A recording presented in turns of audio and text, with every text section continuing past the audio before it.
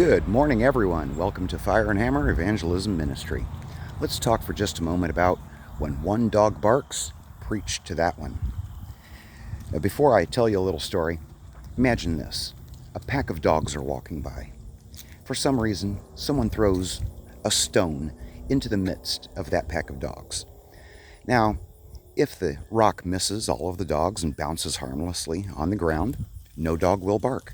But if you hear a yelp, if you hear a bark, surely one dog got hit, got offended by that stone.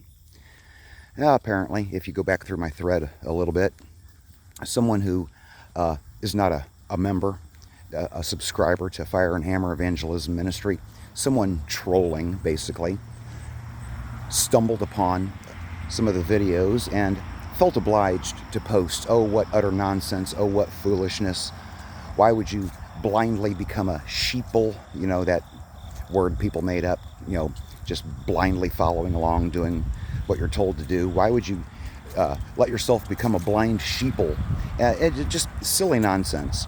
Obviously, an unsaved unbeliever who was offended indeed by what they did here.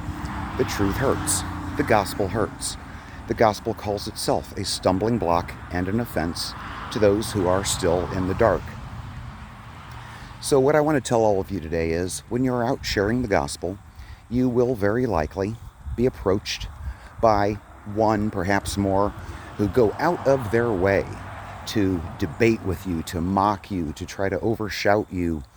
These are the dogs who are being hit by the stone, and those are the ones to direct your preaching to, in kindness, in love, in hope, in compassion.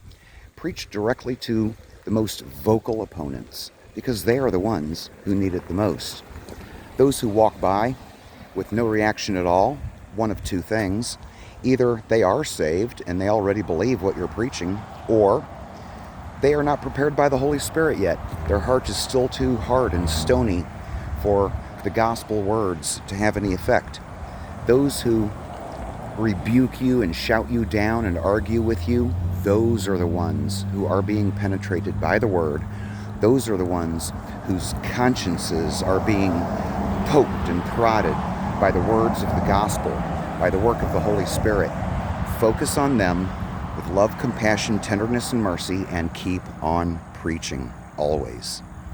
Have a wonderful day out there. Do not let anyone intimidate you or shout you down out of sharing God's good news of salvation.